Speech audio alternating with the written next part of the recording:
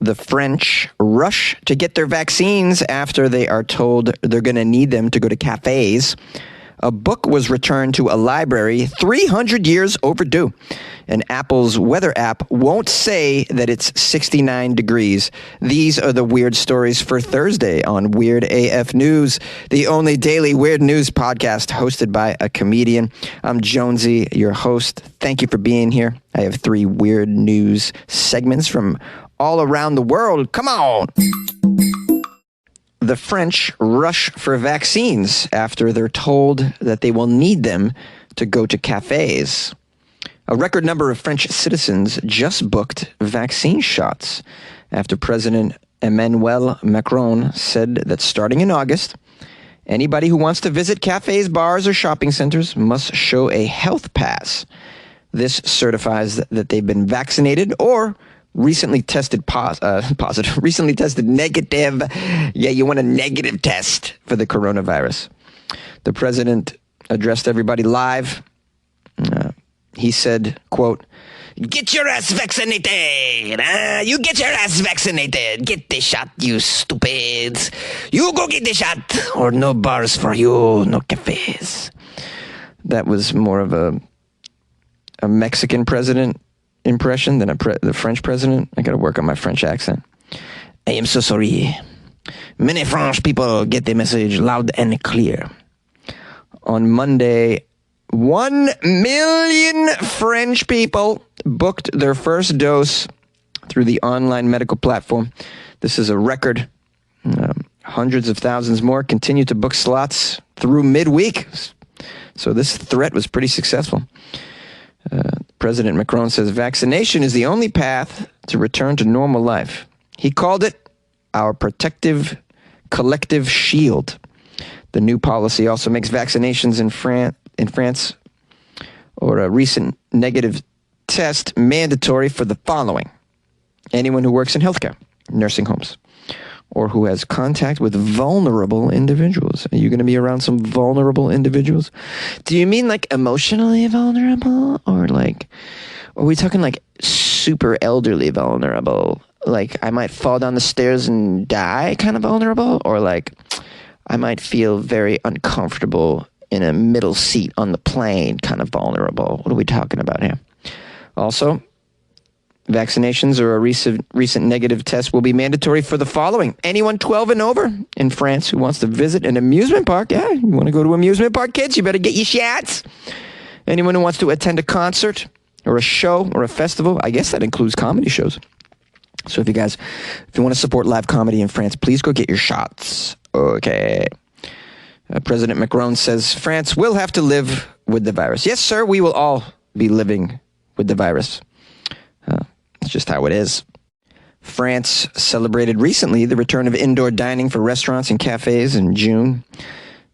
The country also reopened its vital tourism industry, but officials say that the return to business as usual relies on people embracing vaccination. So clearly this maneuver is working. You tell them they can't go to the cafes, they will rush out to get shots. Tell them they won't be allowed to shower if they don't get vaccinated. They're like, yeah, that's no problem. I can go months without that. But you're going to take away the table outside on the sidewalk where I smoke my cigarettes? No. Where's the needles, guys? I need my cigarettes on the sidewalk. A library book was returned 300 years overdue. And you thought you took forever to return library books, huh, you little rascal? Well, someone's got you beat. Someone recently returned a book to a British cathedral library that officials say they believe was checked out more than 300 years ago. I can't even wrap my head around the fact that there's been a library around lending books for more than 300 years. This just blows me away. The book is a 1704 edition of The Faith and Practice of a Church of England Man, originally written in 1688. Oh yeah, I've read this thing like several times. I've seen the movie too. Great movie, The Faith and Practice of a Church of England Man. The book's way better than the movie, guys. You should give the book a shot. It's written in Old English. Probably need a translator, but it's a manuscript. So the book arrived via mail at Sheffield Cathedral this week with a note explaining that it came from a woman in Wales who found it among her godmother's belongings after she passed away. In the godmother's will, it was, quote, the bequest that this book should return to Sheffield Cathedral. Well, why didn't you return it yourself, lady, when you were alive? You knew it was over 2 centuries overdue. She was probably afraid of the fine. Because what's the fine of a book that's like 200 years overdue?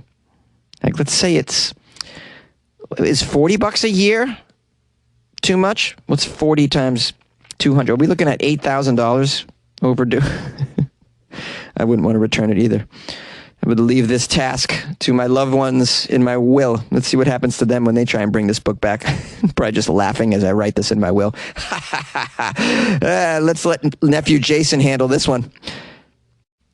Now, they got a quote here from the cathedral's vice dean, Keith Farrow.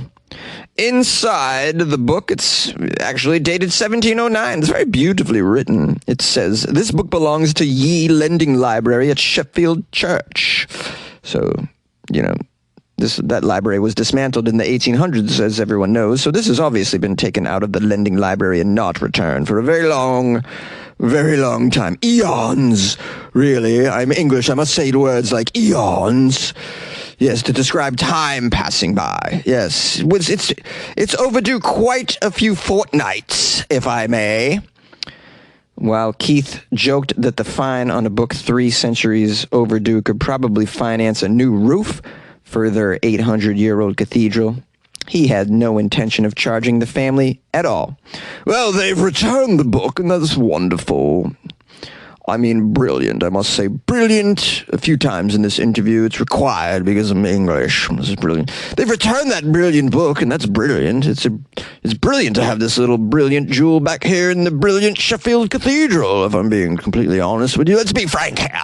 I'm trying to be frank. I'm a church employee after all. I'm a member of the clergy. I must be frank at all times.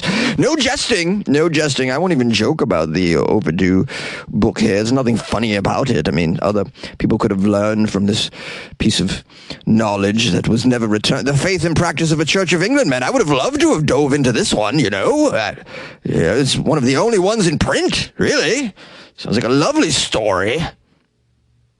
All right, Jonesy, enough of these quotes that aren't accurate. I know, guys, but I like to have fun with the quotes and put words in people's mouths. By the way, I love libraries. I think they're fantastic. I could spend all day in a library. Man, I just love books. I really do. I'm not joking. You think I'm joking? No, I love books. And now, of course, you can take out books digitally, so you don't really even need to go to the library. It kind of makes me sad. I hope libraries, like the physical building and structure and all the physical books, don't go away because of this. Because I just love a good library. Go in there and smell everything. It's unbelievable. Use the copy machine. I've had some good times in a library, I tell you. You like podcasts? You're listening to my podcast. Maybe you thought to yourself, I'd like to make a podcast. Too difficult. No, not with Anchor. Anchor has free creation tools that allow you to record and edit your podcast from your phone or your computer. Anchor distributes your podcast to Apple, Spotify, Stitcher, and more. They have advertising integration, so you can even make a little money off your podcast. Everything you need to make a podcast in one place. Download the free Anchor app or go to anchor.fm to get started. And good luck with your podcast. Good luck with your creation. Good luck with your life, man. Apple's weather app won't say it's 69 degrees. 69, guys. What, they don't want us to have fun? It says if you're an iPhone user, the weather's always a particularly nice 70 degrees. Or if it's not 70 degrees, maybe it's 68 degrees. Any temperature but 69 degrees, our favorite number. Actually, because it turns out that the built-in weather app on some versions of iOS, including the current version, will refuse to display 69, the internet's favorite number, even if the actual temperature at a given location is in fact 69 degrees. 69. They won't. Well, that's because what about the kids, all right? We can't have the kids seeing this number. Who knows what they'll do if they see the number 69? They'll just go crazy. They'll grab a stranger and then have the 69 without consent. We can't put these devious thoughts into the kids' minds. We cut to an interview with the mother of a sexual deviant. My boy Derek was just a normal child like anyone else, and then he had this weather app, and when the temperature was 69 quite often where we lived, because it was a very comfortable place. We were living in San Diego area. Just perfect weather every day, 69 degrees, and he just kept seeing that number, and then he just went crazy. He couldn't control himself. He tried to 69 the toll booth guy. He was 69ing all the kids at school. I couldn't get a hold of the phone. I wanted to take that app off. I didn't realize it was the app at the time that was doing it. I mean, it could have been the calculator too. Okay, back to the article. You're welcome for that scene. I'm an award-winning actor after all, if you didn't know. It says here, it's not clear if this is a bug or an intentional attempt from Apple to cut down on the 69 related humor. I think it's intentional. Conspiracy theory. I wonder if Alex Jones is going to cover this one. This is definitely a conspiracy by Apple not to have us enjoy the number 69 as we should. We're adults, Apple. All right? We should be allowed to see the number 69. Okay? When someone asks us, what's the temperature? We get to go, 69. And that's a little piece of joy that I have in my life that you're not allowing. Can I have that little joy, that little stupid joke? Can I have it? There's other theories here.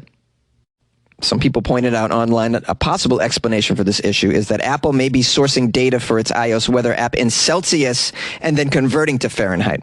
For example, 20 degrees Celsius converts to 68 degrees Fahrenheit, while 21 degrees Celsius converts to 69.8 degrees Fahrenheit, which rounds up to 70 Fahrenheit, which would not leave any space whatsoever for the number 69, if in fact they're doing that. But I don't want to believe that. No, that's boring. No, I don't want to believe this. I want to believe in the big-time conspiracy that there is some prude that works at Apple. That's like, I don't want to see the number 69 in any of these apps. Some born again or something. or maybe they're just an individual who had some sort of traumatizing accident while performing a 69 at some point in their life. They're just like, no, not that number. But the jokes, man. Do it for the jokes. That's me in the closet. That's me recording a daily weird news podcast for very little money, which is why I want to thank Hugh Janis, who bought me a coffee. Thank you, Hugh, for buying me this coffee. I'm so grateful. And when you buy Jonesy a cup of coffee off my website, weirdafnews.com, you get to write a little note, a little thank you note, and Hugh wrote, "Hey, Jonesy, you're heaps funnier than traffic. I laugh every day." Yeah. He's referring to Hugh is referring to a rather poor negative review I got on Amazon recently where someone said that the traffic was funnier than me, which is just ludicrous. I do declare ludicrousness. Is ludicrousness a word? It should be.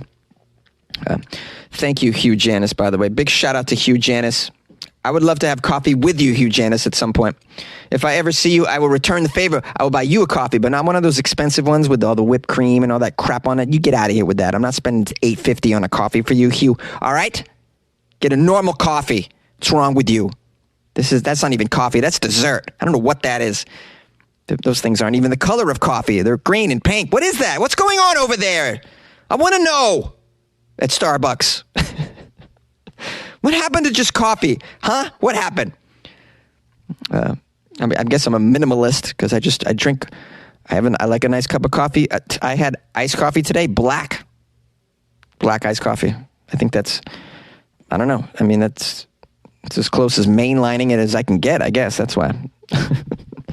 Anyways, thank you, Hugh Janis, for going to weirdafnews.com and clicking on the buy Jonesy a coffee. And while you're there, you can also click on the patreon.com if you're going to visit Weird AF News and support the show that way. And you get a bonus episode that I just released. It's a bonus. It's an hour of me and Dave Neal doing stories together. Weird stories that I didn't get to from last month that are equally weird. They just didn't make the cut, you know. They're like B-sides. But him and I make them A-sides because we're together. You know, we supersize the laughs, guys. And we get very philosophical, too, if you're into that stuff. We talk about some stuff over there. We go deep and we share. So you like the bonus episode. If you just want some more Weird AF news in your life. Also, if you join the Patreon, you can also get involved in what might be the very first ever Weird AF News Fantasy Football League. So if you guys are into football, so I'm a football maniac, man. Fantasy football nut as well. So good luck trying to beat me. It's not going to happen. But so get in there. I'm putting it out there. If we get enough people to do it, we're going to do it. So if you'd like to join, we could use you. Go to the Patreon. Patreon.com/WeirdAFNews. Listen to some bonus episodes. Download my comedy album for free. Download the Alligators Are Everywhere song for free. Read all the articles. Check out all the videos I put on there.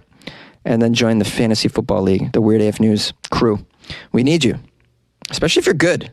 If you know how to draft, like, come on over.